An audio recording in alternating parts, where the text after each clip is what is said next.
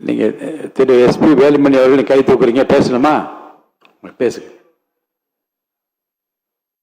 மாண்புமிகு பேரவைத் தலைவர் அவர்களே, மாண்புமிகு புரட்சித் தலைவர் எம்ஜிஆர், மாண்புமிகு புரட்சித் தலைவர் அம்மா ஆகிய இருபெரும் தெய்வங்களை வணங்கி 17வது சட்டமன்ற பேரவைக்கு புதிதாக பொறுப்பேற்று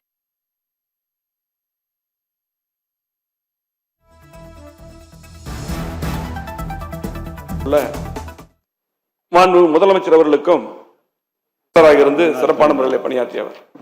மாண்புமிகு புரட்சித் தலைவர், மாண்புமிகு புரட்சித் தலைவி ஆகியோர் அளப்பரிய அன்பை பெற்றவர். மாண்புமிகு புரட்சித் தலைவர் காலத்திலே, மாண்புமிகு புரட்சித் தலைவர் அம்மாவுடைய காலத்திலும் வில்லிவாக்கம் தொகுதியிலிருந்து சட்டமன்ற உறுப்பினராக தேர்ந்தெடுக்கப்பட்டு இந்த அவையில் சிறப்பான முறையிலே பணியாற்றியவர்.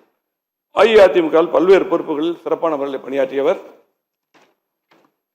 தற்போது 1000 விளக்கு தொகுதியிலே போட்டியிட்டு வெற்றி பெற்று 14வது சட்டமன்ற பேரவையில் நீங்கள் தலைவராக தேர்ந்தெடுக்கப்பட்ட நீங்கள் பழகுவதற்கு இனிமையானவர், பண்பாளர், எளிமையானவர்.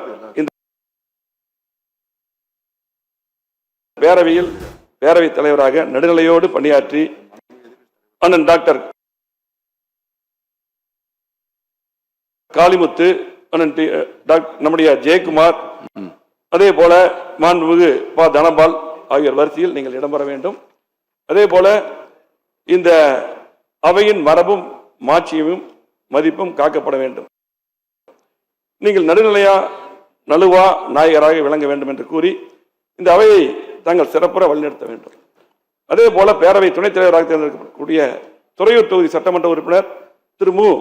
ரவிசங்கர் அவர்களுக்கு எனக்கு மனமார்ந்த வாழ்த்துக்களை தெரிவித்துக் கொள்கிறேன். அதே போல தற்காலிக சபாநாயகராக பொறுப்பேற்று சிறப்பான முறையில் பணியாற்றிய கருப்பியா அவர்களுக்கும் வாழ்த்துக்களை தெரிவித்துக் கொண்டு இன்றைக்கு ஒரு சிறப்பான உத்தரவை போட்ட மாண்பு முதலமைச்சர் அவர்கள் வழிபாட்டு தலங்கள் மற்றும் பொதுமக்கள் கூடுகின்ற இடங்களில் மதுக்கடை இருக்கக்கூடாது என்ற அற்புதமான அறிவிப்பை வெளியிட்டுள்ளார்கள். அவர்களுக்கும் எனது மனமார்ந்த வாழ்த்துக்களையும் நன்றியும் கூறி விடைபெறுகிறேன். நன்றி, வணக்கம்.